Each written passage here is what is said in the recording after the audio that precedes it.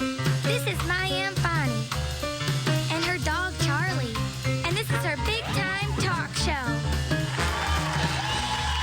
Who's on the show today, Aunt Bonnie? Gerard Butler, deep frying lessons from Chicken Charlie, and Judge Jeanine Pirro. Aunt Bonnie, hair check. Come on, Charlie. Ladies and gentlemen, here's Bonnie.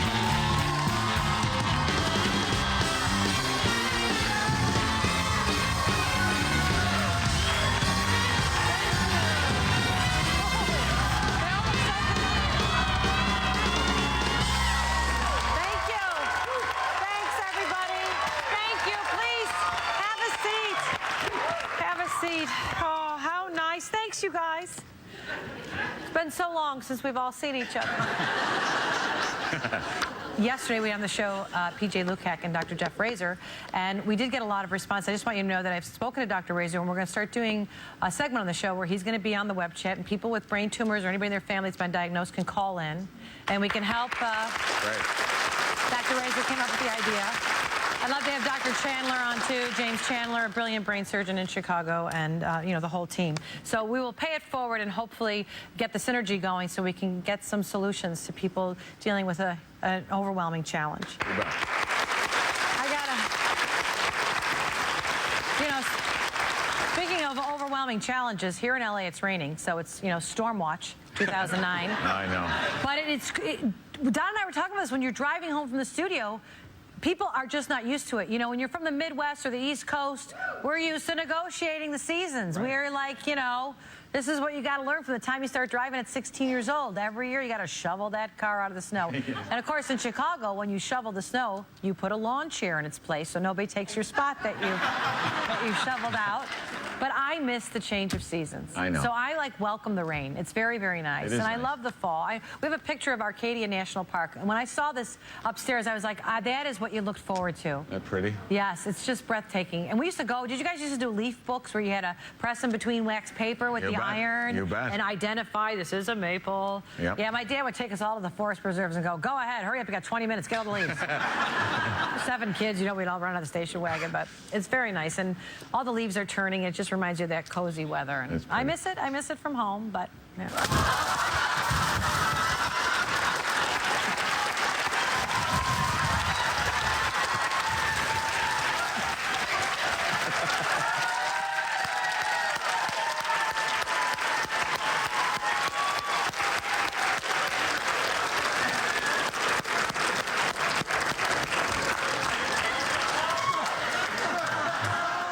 I'm going to tell you something. I can hardly wait for winter.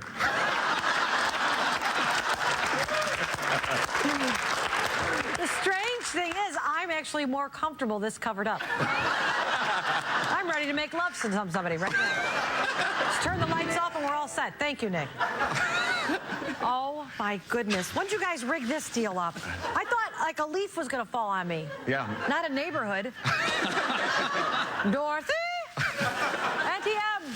Speaking of stuff that goes on the show, do we have that footage of Christian Slater during the commercial break yesterday? Yes. When he's like telling me how I should defend myself. And Michael Kaplan, who works on our show, one of our producers, our associate producer, he takes a karate class with Christian. So, hey, Michael, you weren't expecting Christian to do this whole thing yesterday. But he saw you and he's like, come up here during the commercial break. He's like, come on, Michael, let's teach Bonnie some defensive moves. So I just want to share it with you guys. You have to come to the live tapings of the show because everything happens so much. I wish we could go straight through without any commercials. Here you go, Christian Slater and Michael. Let's see. Oh, that's good. Careful, yeah. Take it on, Jack. We don't have that. So yeah, well, I did Conan a couple nights ago, and he only let me do some of the move that I was trying. I was trying to show him defense maneuver 10, and he only let me get so far. So let me show you the part the only part I got to was I blocked it and I went like that. Oh, and dear. that's when Conan stopped me. Yeah, he'll be able to sing Zippity Doodle like yeah, you. exactly. He'll hit all the high notes. Yeah, yeah. All right, so we go. And throw him down. Oh. And I get him.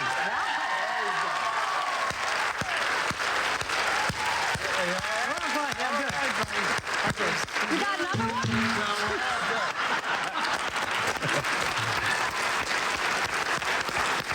I protected. Yes, he was. What the heck? Oh, okay. And that's hysterical. God bless her. That's funny. Okay. Oh, all right. So we're reading the paper about the scary movie Paranormal Activity. It just opened this past weekend. So it's made an unbelievable amount of money. It was made on the budget of $15,000 by a guy in San Diego. He used all of his buddies as actors, which is something we would do, right? Yeah. So Steven Spielberg sees a DVD of it. He decides to buy it and distribute it. Now it's just going to make millions and millions. And the good news here for us is that we decided that we would do a $15 thriller. Just using 2 people on the crew. So I said, this is my biggest directing challenge to date in my career. I got $15 and a flip video camera, and here's a sneak peek of our thriller. I hope Steven Spielberg is watching. All right, so the intent is we'll get the whole audience singing Happy Birthday all together, right? Oh, yeah, that'll be good. It's kind of creeps me out here this early, you know, and nobody's in here. Yeah, you never really get used to that. Yeah, it's cold. Okay, so we will, the audience will all sing in unison Happy Birthday. Okay. Okay, and then the guests, we'll have both guests sitting here. Okay. We'll have the one guest sitting here to distract Bonnie. Okay. And then the cake will come out. Okay. And it's a small cake, right, you know, cake. Small as in like 5 layers. She tends to like her cake. It's going to be a cake like around like this. It's 5 layers high. Oh. And so we get the surprise? Did you hear something? No, I didn't. Hello? Hello?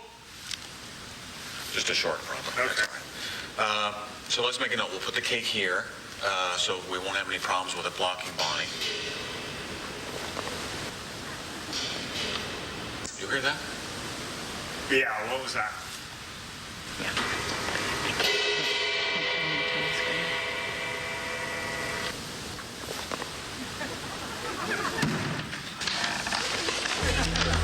Leif, somebody's in here. Okay, come on out, guys.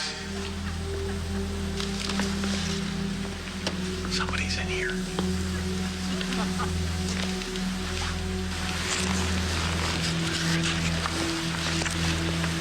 Kind of like it's coming from all over the place.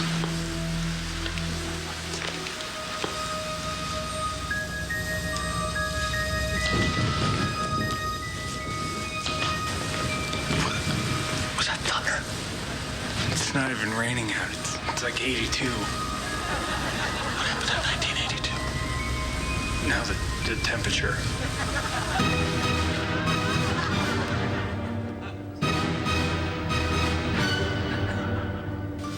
Okay, Leif. What the heck is going on? I don't know. It's freaking me out. Leif, you still there? Yeah, Don. We're just gonna get out of here. Scared, Don. Everything's gonna be okay. Just stay with me. I heard something.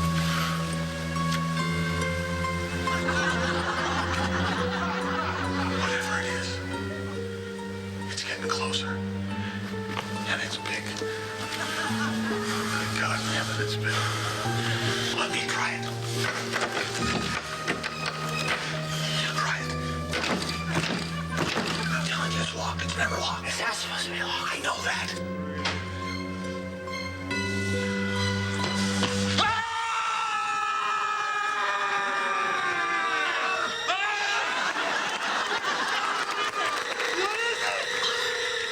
It's me, Bonnie.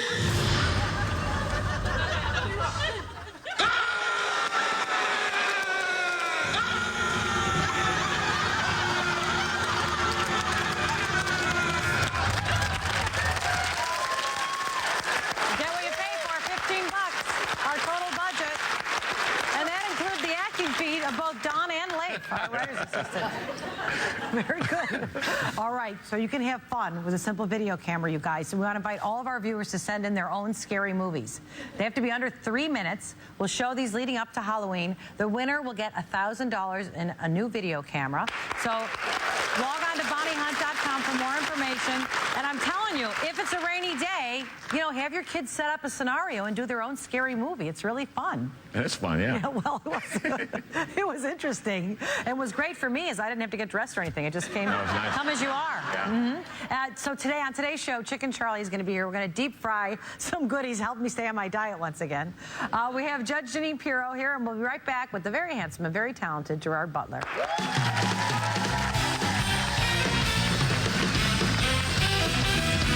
Ahead, Bonnie makes a citizen's arrest. I had a dream like that one. Was I in it? Yes, I was the SWAT team person. I came to kill you, but felt so sorry for you, we made love instead.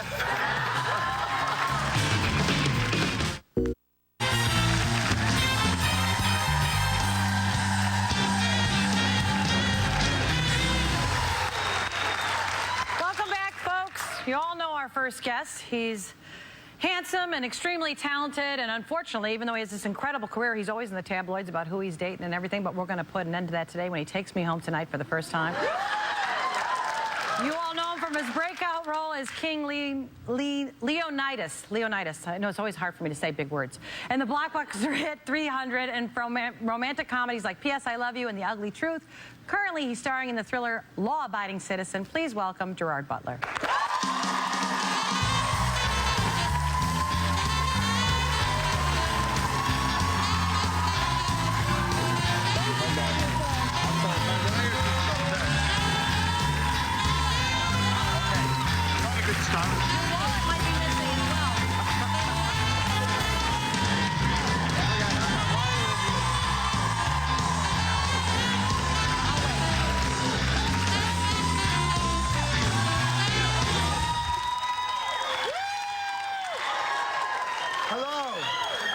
They're so happy to see you. See, I walked over to greet him and I stepped on his foot. The mic pack fell out. I'm just checking whether the mic pack's actually attached anymore. Is it? You guys can hear him? Yes. Oh, good. Okay. Yes. Yeah, you were. Welcome to the show. Already. I'm pulling my clothes off, huh? Well, at my age, I don't waste any time. I guess not. Yeah. You were born and raised in Scotland. Yeah. Oh, it's a great place, Scotland. Have you been to Scotland? Yeah.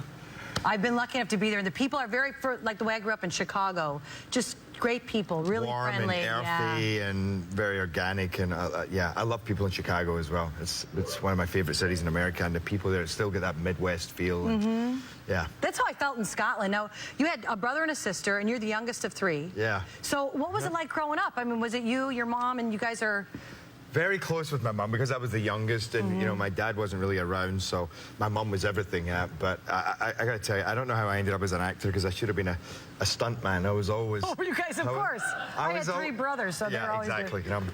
I remember once I threw something at my brother's head, and I cut his head, and my sister drew up a contract that I had to sign that said basically I was going to be a good boy from now on. You know, I wouldn't lie, I wouldn't tell on anybody. And then of course my mum came home that night and said, "What happened to Brian's head?" And she said, "Oh, Gerard threw something at his head." So I got a scalp, and then I went back to my sister and ripped up the contract. And, You're not going to tell the truth anymore after that. I think it's pretty clever. Your sister thought of the contract. My sister was very smart. Yeah, actually, I trained as a lawyer, but she should have been the lawyer in the family. Really? If she's writing up contracts when you were kids. Yeah, I went to nursing school. You went to law school. Yeah. You were working. You started a career in law. I did. And so tell us what happens. When do you make a decision to go? I mean, it's a completely different field. Yeah, I think it was always something that was eating away at me. You know, I even through school, from 11, 12 years old, I had the acting bug, and I really wanted to do it. But so was it something that, I mean, I know when I was growing up, it wasn't something that could really be attainable. It didn't seem like it could be real. Oh, no, not at all. I mean, you know, you think it might have been bad in Chicago, but in Scotland, you know, I think there hadn't been a film made in the British film industry for a long time, and anytime Scots were used as actors, they always played the drunks in some English drama, you know. And so people said, "It's a nice idea, but forget it." Right. What about law? What about medicine? And, sure. So you go, oh, okay. So I went to law school, and but it never left me, and I wasn't happy. So when you're in school and I mean, that's a lot of work. Are you thinking to yourself, something's missing? I'm just not passionate about this? Well, in actual fact, school I enjoyed. You know, and you manage to, you think, at least I know what I'm doing right now. You know, I'm studying, and it was a challenge. It was more when suddenly the reality hit me when I actually started working in a law firm, and I thought, is this it? is this, no, not that there's anything wrong for anybody who's a lawyer. No, working in a law firm, it's if it's not but your for me, passion, yeah. It's not my passion. It wasn't my purpose, and I kind of knew that. And but I That was a tough time for you, wasn't it? It was a tough time. It was a dark time in my life. I feel like I was kind of falling apart there. You know, I wasn't aligned with what I should be doing. You know, so there was a lot of partying, a lot of kind of drinking, a lot of, yeah, you know. Which in Scotland, it's actually because in Scotland everybody does that. Yeah, you got a promotion because of that, didn't you? No, I'm just kidding. Yeah, but so you try to say to your friends, this is too much, and they're like, oh, come on, what do you mean too much? Have another one. I know, yeah. But no, and then I was a week away from qualifying as a lawyer, and I was fired. But they said they were totally understanding, and they said, you know what, this is not where your passion lies. Go and follow your dreams. This is, we're doing you a favor, and really, it's interesting when you go through those times, and I know you said for your mom that was really tough because she was so proud that her son was a lawyer, and you had to call her and say, listen, this is not working out for me. Yeah, no, I don't exactly come from a family of lawyers, so it was a big deal for me to be a lawyer. And you know, my mom's like, oh, my son's going to be a lawyer. Oh, Gerard's going to be a lawyer. And then I had to call her and say, Mom, you know this lawyer thing? That's a huge phone call. Oh, it was the worst phone call I ever had to make. It was so humiliating and just awful. I can't even describe it. And then, and then she said, what are you going to do? And I said, well, actually, I'm about to jump in a car. That day, the next day, I packed my bags and I moved to London and said, I'm going to be an actor. And that was the day that I called her. It took me a day to gather up the confidence. And she says, what are you going to do? And I says, I'll put my bags in the car. I'm off to London. I'm going to be an actor. Did you feel like this, I mean, I'm just coming from my own perspective, did you feel like you let her down or that she, I mean, what were you going through? Or did you think, thank God I'm free at last? No, at the time I thought, this is a disaster. This is a disaster. But I just think it's so relatable because there can be somebody right now that's saying, you know, I always think rejection is God's protection. We don't know it at the time, but here you lose your job and it's a lowest of lows, but you don't realize that it's going to set you onto a path that you were meant to be on. Absolutely. And yeah, that's it. It's still hard for your mom, right? Yeah. Still hard. But I heard of somebody that said, and he was lying on his deathbed, and he said, you know, it's only the day you die that everything fits into place. You know, and up until then, you kind of no regrets, because that day was the worst day in my life, and now it's the best day in my life because it freed me to do what I really should have been doing and what I wanted to do. But it didn't feel like that at the time. It was like, oh no. And for your mom too, right? She was, like you say. Yeah, but very supportive. You know, I knew that she felt very let down and very disappointed, but when I moved to London, she wrote me this beautiful card, and she basically said, you know what, as long as you're happy, I'm happy, you know, and if this is your dream, then do it. And that really changed things for me, you know, when I knew that I had her behind me, and I, you know, God, I feel like, I mean, I know you because I've seen you on interviews, but you know, you don't really know somebody, but it's really nice. You have a very nice quality. It's really a great story. We'll be right back. More with Gerard.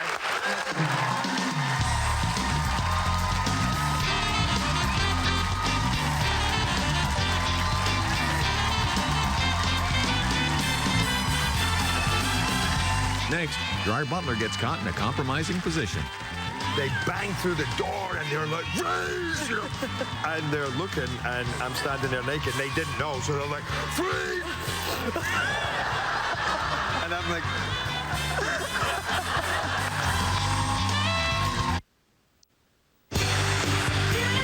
it's important to have that person to share your life with. And Wait a minute, are you hinting at something with me? Talk that's straight from the heart. The Bonnie Hunt Show.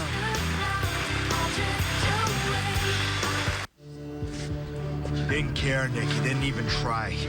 You could have walked out of that courtroom with your head held high. I could have lived with that, Nick. You were in this. I'm just getting warmed up. I'm gonna pull the whole thing down. It's gotta be biblical.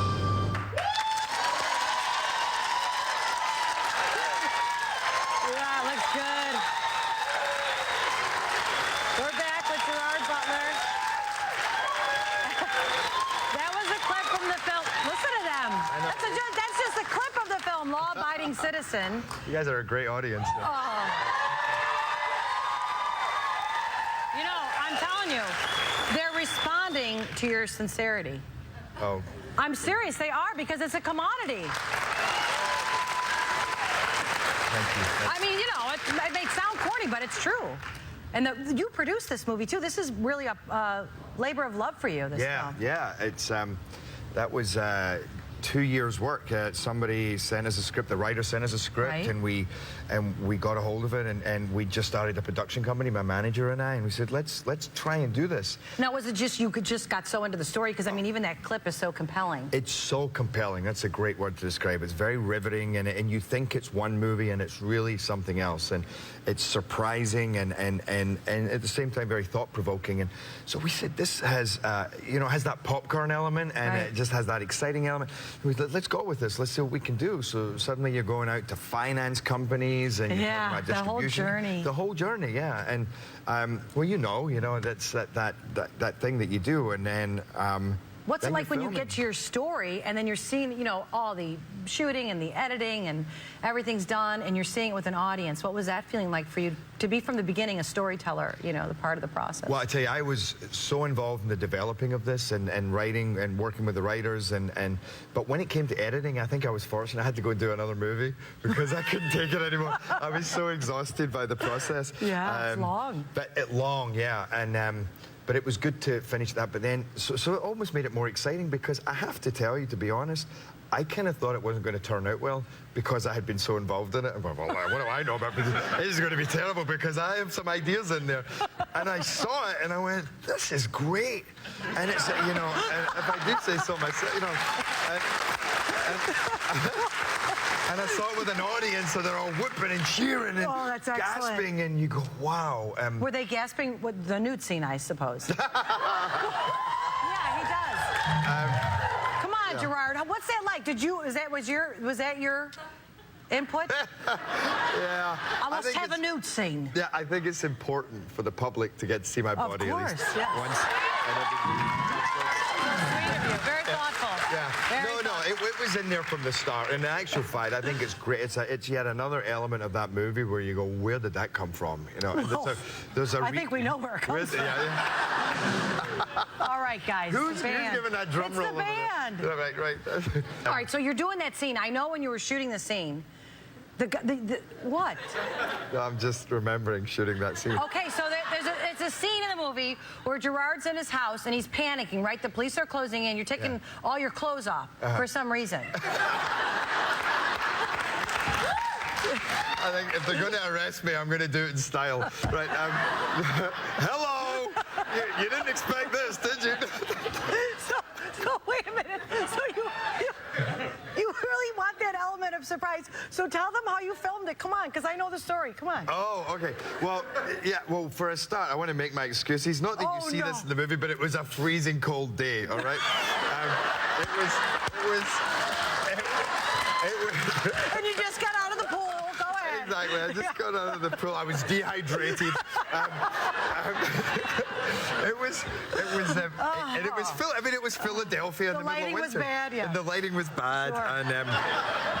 And I was very self-conscious in that, And so anyway, I had to stand there naked, and a couple of these guys were actually real SWAT team members. A couple were extras, and a couple were SWAT team members. And the first time we did it, I was completely naked. After that, I got to put a little sock on, but I kind of wanted to do this. But before they came in, they have no idea. No idea. That you're going to be. No idea. It was kind of for their benefit. Yeah. So the door, and if you by do the way, say so yourself. I don't mean for their benefit. I know. I'm giving you a hard time. Yeah. It was actually for their enjoyment. Although you never know. You never know. But they. I had a dream like that once. Was I in it? Yes, I was the SWAT team person. I came to kill you, but felt so sorry for you, we made love instead. All right. So, go ahead. So the guys don't know that you're going to be stone cold naked. No, and it's a very violent moment, They bang through the door and they're like, freeze, And they're looking, and I'm standing there naked, and they didn't know, so they're like, freeze! And I'm like...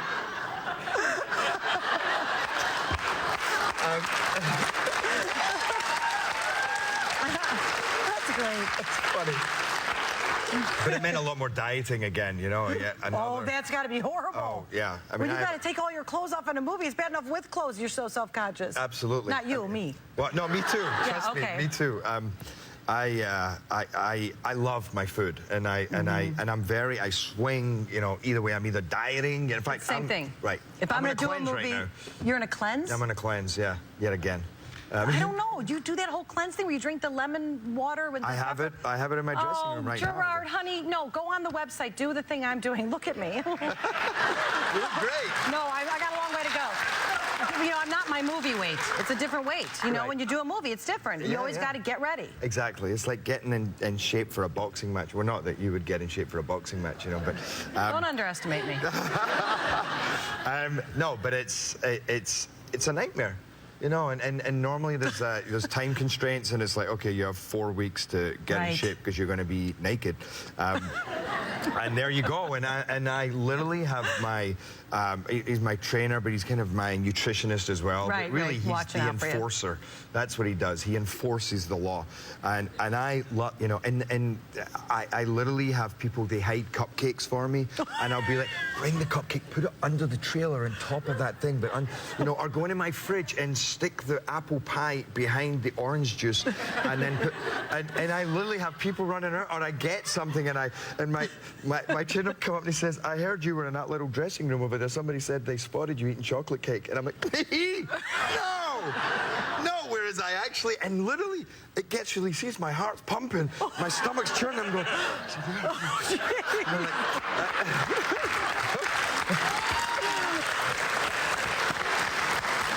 Okay. Now, I know Law Abiding Citizen premieres today.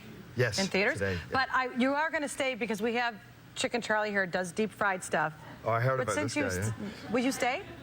All right, good. All right, we'll be right back.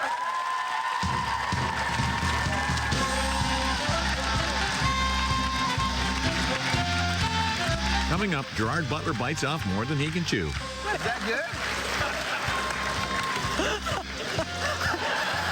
All right. Are you going to need a cigarette after that?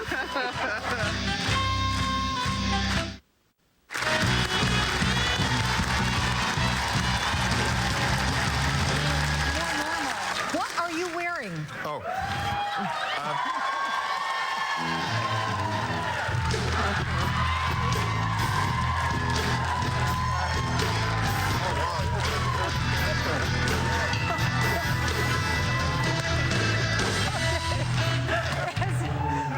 Is that actual size? Yeah, it is actually. These look more like breasts than you know. I think I need a bra. That is ridiculous. Okay, our next guest is here to show Gerard and myself just about anything can be deep fried and taste delicious. Of course, please welcome back to our show our buddy Chicken Charlie. Thank you. Thank you. Thank you for having me on. Oh no, we're so happy to have you back. You know, Gerard was saying before the show, he was talking to us, saying that you always wanted a deep fried Mars bar. Why is that? Was that when you were growing up? Did they have that? No, it's over the last few years I heard about this. You know, in Scotland, we're not known for our delicacies. This is I know. I starved to death there once. Exactly. And we have a lot of fish and chip shops, and everything is probably, as you know, fried. But so I've been hearing for years that they do deep fried Mars bars, but I never had one. Oh, we got to have Better deep fried. Everything's better Really? deep fried. Yeah, that's right. What is this? Go ahead, Yeah, Charlie. Why don't you start trying something or tell Gerard and I what we can do? Yeah, sure. This is one of my new inventions this year. I put a hot dog inside of a zucchini. Oh, who put it on a stick. As You you get do. your vegetables and your meat together.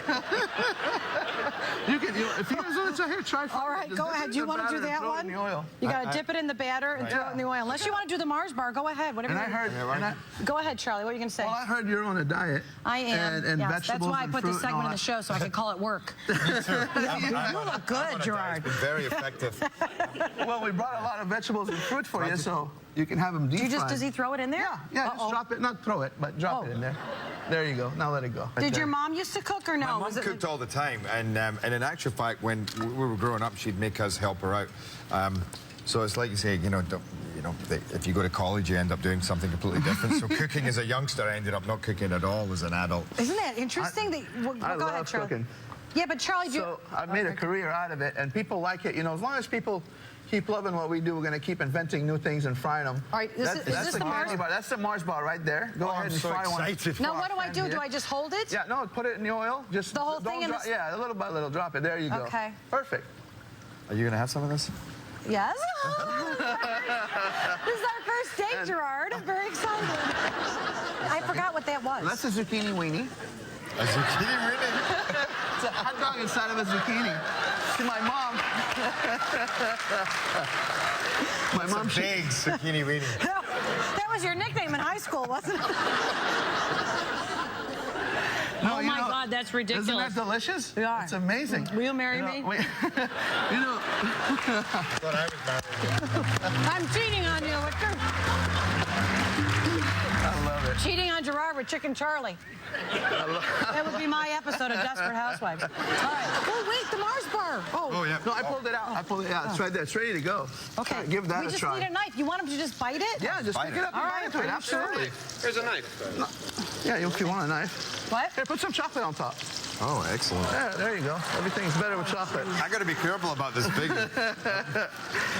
Yeah, this year we also came up with deep-fried s'mores. I take graham crackers, chocolate, and marshmallows. I dip them in batter, fry them. I didn't see what. Is that good? All right. Are you going to need a cigarette after that? I'm in heaven. Oh, nice. I'm glad you're enjoying that. Oh, God. Well, is it really that good? It's so amazing. that's great. Where are you going to next, Charlie? Yeah, Fresno Fair is the end of our season. So Is it? I'm excited. Fresno, the 18th of October is the last day. And then you're on vacation, We're right? on vacation for a little Oh, bit. good I get for to you. invent new foods. We cook at home and come up with new ideas for next year. Well, I have to have you over. You're going to do a dinner party at my house. I love it. We'll All right. fry everything. Everybody in the audience is going to get a taste of Chicken Charlie's fried Oreos. So, yep. So if you want to taste Charlie's food and you're in Fresno, you get the Fresno County Fair until October 18th. We'll be right back.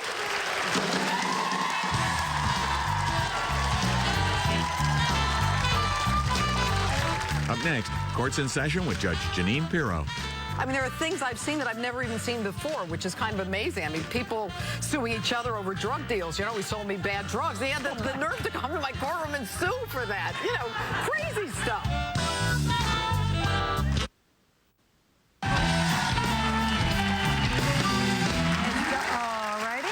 Welcome back, folks. Our next guest spent years bringing people to justice as a judge and district attorney. She's currently ruling the courtroom with her gavel and no-nonsense attitude on her show, Judge Pirro.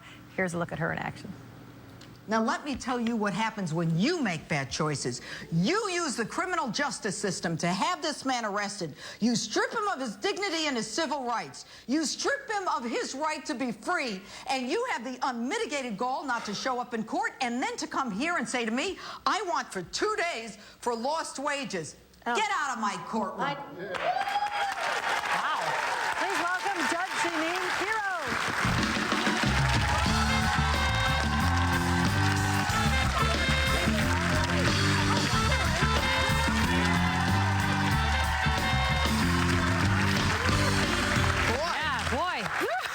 To see you do that. Yeah, I don't watch myself very often. That was scary, huh?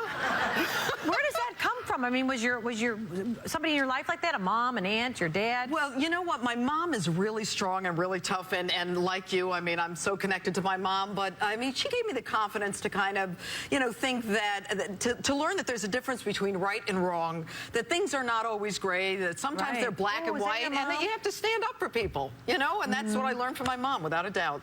And when you're in the courtroom like that, do you ever like wake up in the middle of the night afterwards and think, oh, maybe I shouldn't have said this to that person? Or never. No. Wow. Never.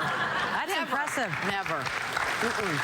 You know, you have to be clear about the moral core and why you're there. And I mean, you know, I was an elected county judge and I was an elected DA. Right, you don't just play a judge on TV. And I think sometimes people think that. They do. They think it's like you're cast as a judge, but you really have the experience, the history.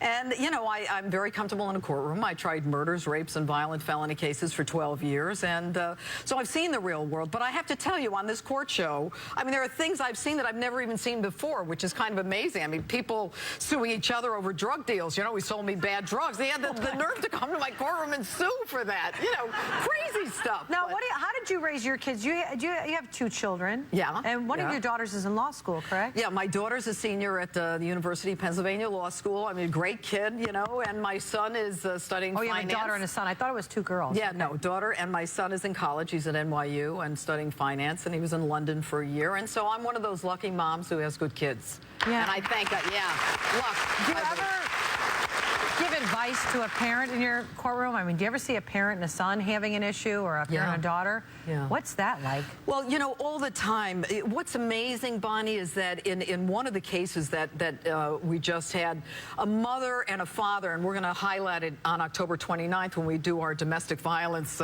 because it's Domestic Violence Awareness Month. A 12-year-old boy had no idea that his mother and father beating each other up was wrong. And you know, that's all he knows. Because that's all he knows. And you know, you talk about the cycle of violence and domestic violence, and these kids learn that violence is the way to resolve conflict in their adult lives. And so when talking to these parents, I try to explain to them that everything you do is almost a roadmap for your child to repeat it. And you know, with one mother in particular, we sent her to rehab because she was stealing her 12-year-old's drugs and selling them. I mean, it's crazy. Well, I like that you follow up, that at least you're heading them in a direction where, you know, she was able to get some rehab, and maybe there's some hope on the horizon. Well, and I'm going to see her next week, Bonnie. I'm going to see her, I'm going to talk to her, and I'm going to tell her, if you don't stay on the straight and narrow, your daughter, her daughter had sued her. That's how I found out about the case in the first place. We're going to CPS and have your younger kids taken away from you because you can't. A daughter broke her leg, so she gets Vicodin for the leg. The mother goes out and sells the drugs, you know? And so I said, you're either going to rehab, you're walking right out of this courtroom into rehab, or I'm calling Child Protective right now. She went to rehab. She did great, Bonnie. She's going to a therapist every day, you know, in some of these these group meetings. Right. And I'm going to meet her next week, and we're going to keep her on the straight and narrow. Yeah, it must be very gratifying. Yeah. But when we come back with Judge Pirro, we're going to take some legal questions, if that's okay with you, from the audience. So we'll all learn something. Stay tuned.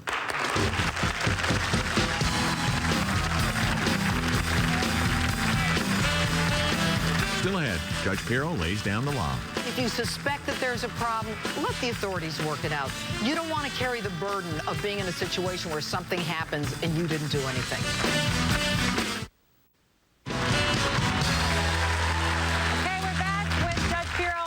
Questions from the audience, but before we begin, I just want to share, if you don't mind sharing the story about your son Alex when he was about 5 years old. Yeah. Okay. When I was a little girl growing up in a small town in upstate New York, and I wanted to be a lawyer, which was like 150 years ago, according to my kids, everyone would say, but you're a girl, girls don't become lawyers. And so you fast forward, my 5-year-old son comes running in a room, he says, Mom, I want to be the district attorney. And he looked at me, he said, but Mom, can boys be DAs? And I just said, it's full circle. It's perfect. Yeah, that's excellent. I said, you know, Alex, boys can be whatever they want today. Well, that's for sure. We all know that loud and clear. Yeah. No offense, guys. I got a great team of guys around here. So what, are we going to just go? Oh, look at somebody's jumping up. All right. Good. Judge Pirro's in the house. Hi. Hi. I live next to a professional sports player, and he has a lot of really loud parties late at night. How can I get him to stop? Well, you could root for the other team for starters, or, you know, you could, look, every town, village, city has a noise ordinance. And what that means is that usually after 11 o'clock, they can't make noise that is so loud that a neighbor can hear it. You call the police. If the police come, you insist that they do something about it, that they cite the person. It's quite possible if he is a loved sports person that maybe they're not going to cite him. The next thing you do is you call the mayor, or you go to City Hall. If it continues, and this is election season, the next person who's running for office in your town, you find out how they're enforcing the noise ordinances. But pursue it. It's really up to you. Thank you for the question. I'll play that off, Good luck. Can I talk? Hi. Yes, I would. I loaned my cousin about $110,000 3.5 years ago. 110,000? Right. And I'd like to know how to get it back legally. What? Sue them! Oh, that's tough. No, wait a minute, wait a It's minute. family. Do you have any evidence, any kind of agreement, any proof that he's supposed to pay you back? Yes, once she sells her home, but it's been like 3.5 years, and they keep putting it off because the market's bad. Was that the agreement? Yes.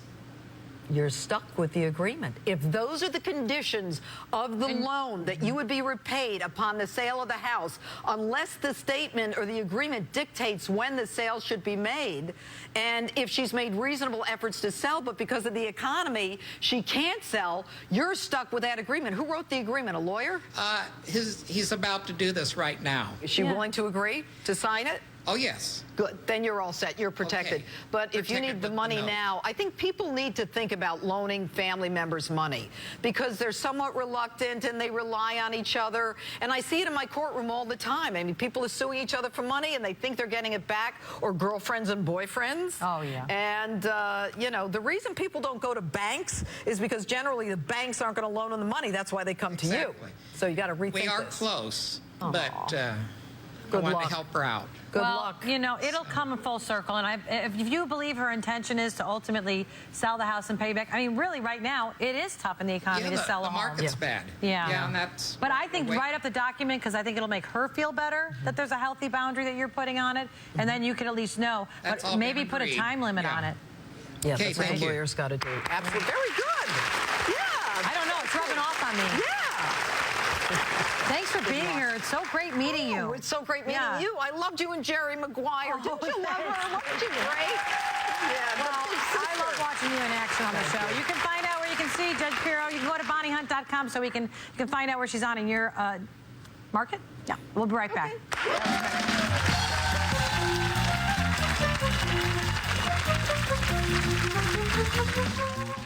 Thanks for watching, everyone. We want to leave you with the feel-good moment of our day. Have a great weekend. Look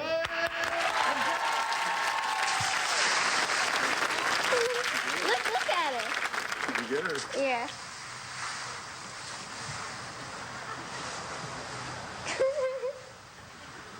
Where's the ball? Oh, she got it.